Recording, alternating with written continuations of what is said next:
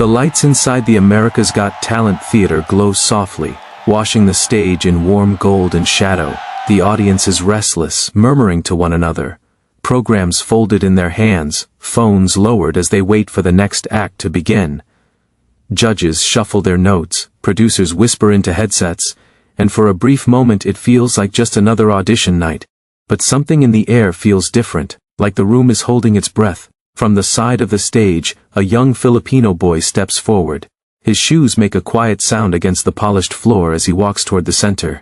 He's dressed in a simple Elvis-inspired outfit, not loud, not overdone, just enough to honor the legend he loves. The collar sits neatly against his neck, the jacket slightly oversized, as if borrowed for a dream too big to fit perfectly yet. His hands tremble, not enough for most people to notice, but enough for him to feel it in his chest. This stage is massive, bigger than any place he's ever sung before. The lights feel hotter here, brighter, almost blinding. Somewhere in the darkness beyond them sits his family, watching, praying, hoping. He thinks about his home, about the small room where he practiced endlessly, replaying old Elvis songs on a cracked phone speaker, singing softly so he wouldn't wake anyone. He remembers the nights when doubt crept in, when the dream felt impossible, when he wondered if his voice would ever be heard beyond those four walls. He stops at the center mark. The music hasn't started yet.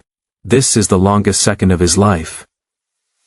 Simon Cowell looks up from the judge's table, studying him carefully. Simon has seen thousands of singers.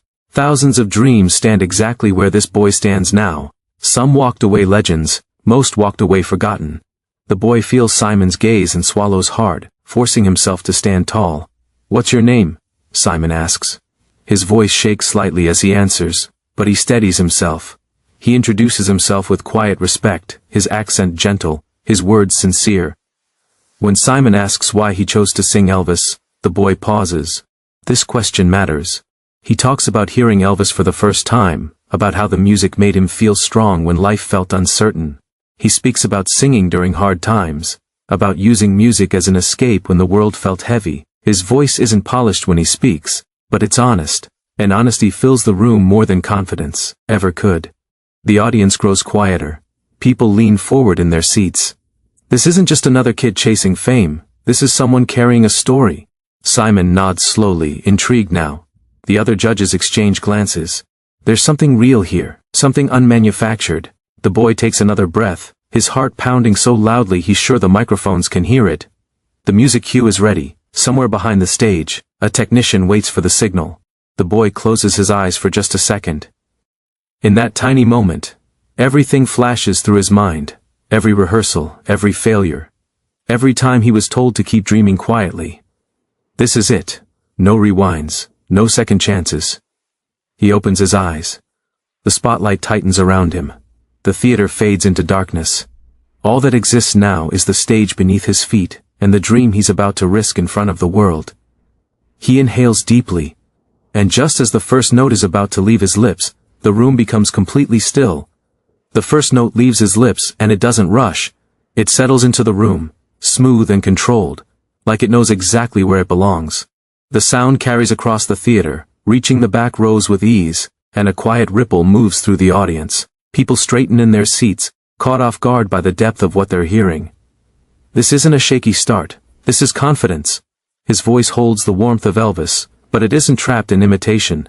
There's something personal in it, something lived in. Each word feels intentional, shaped by emotion rather than performance. The boy stands still, grounded, letting the voice do the work. His hands stop trembling, his shoulders relax. The fear that followed him onto the stage begins to loosen its grip. Simon Cowell's eyebrows lift almost instantly.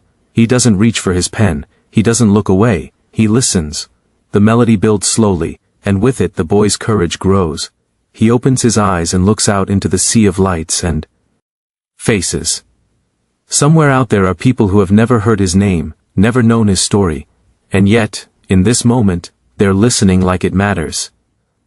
The audience is silent now, not the awkward kind of silence, but the kind that only appears when everyone is afraid to break the spell. A woman in the crowd presses her hand to her chest. A man nods quietly, as if recognizing something familiar in the sound. The boy leans into the next line, adding just enough grit, just enough soul. His voice swells, then pulls back, riding the melody with instinct rather than calculation. This is the kind of singing you can't teach. It comes from living, from feeling, from needing the song as much as the song needs you. One of the judges exchanges a glance with another, eyes wide. They aren't just impressed, they're surprised. As the chorus arrives, the boy's posture changes. He stands taller, rooted, like the stage finally belongs to him. The notes stretch farther now, richer, more confident. He doesn't chase the song, he commands it.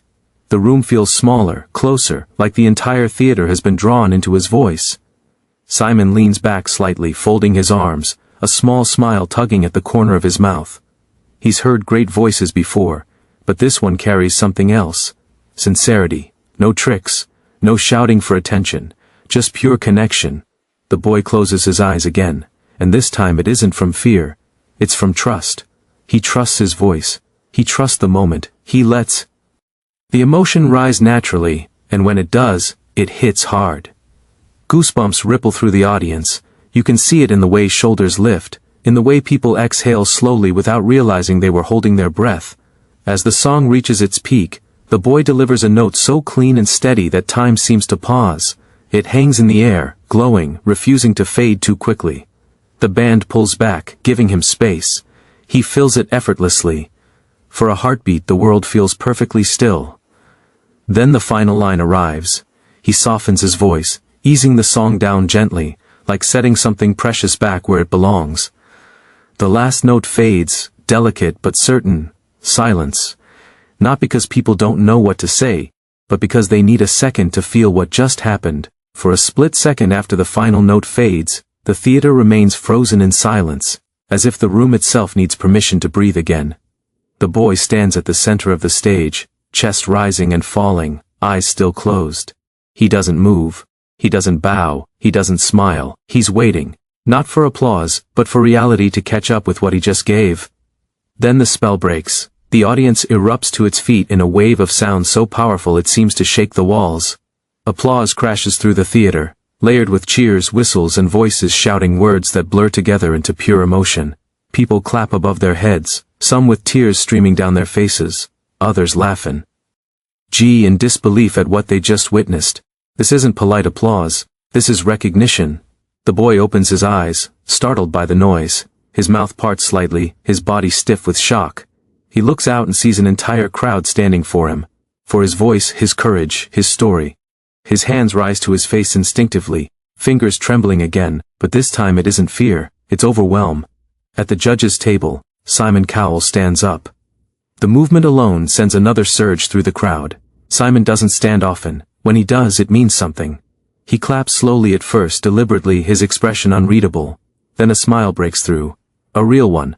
Not the polite kind, but the kind that comes when expectations are shattered in the best possible way. That, Simon says once the noise settles just enough, was not an audition. The boy's eyes fill instantly. He tries to blink the tears away, but they spill over anyway. That, Simon continues, leaning forward, was a moment. The other judges speak next, each praising something different. The control, the emotion, the respect he showed to Elvis without copying him. One judge admits they felt chills halfway through the song. Another says they forgot they were judging and simply listened. Their words come fast, overlapping, fueled by genuine excitement rather than rehearsed commentary. The boy nods again and again, barely able to process what he's hearing. Every compliment feels unreal, like it's meant for someone else. He grips the microphone tighter, grounding himself, reminding himself he's still standing on the same stage he walked onto minutes ago with shaking hands. Simon raises a hand, quieting the room. You know, he says thoughtfully, I've heard a lot of Elvis-inspired singers. Most of them try to be him. You didn't. You were you. And that's why it worked. The boy lets out a small, broken laugh through his tears. Then the moment comes. Yes, says the first judge. Yes, says the second. Yes, says the third. Each vote hits like a heartbeat, louder and stronger than the last. By the time Simon gives his answer, the boy is already crying openly. You have my yes, Simon says firmly. The crowd explodes again, even louder than before. The boy bows his head, shoulders shaking, overwhelmed by the weight of it all. The acceptance, the validation, the release of years spent wondering if he was good enough. Simon looks at him one last time. "Remember this feeling," he says softly. "Because this is what happens when talent meets truth." As the boy walks off the stage, the applause follows him, spilling into the wings. Backstage he presses a hand to his chest, still trying to slow his heart. He knows one thing now with absolute certainty. This wasn't just a performance, this was a beginning, a golden moment on AGT, and the night the world met a Filipino Elvis it would never forget.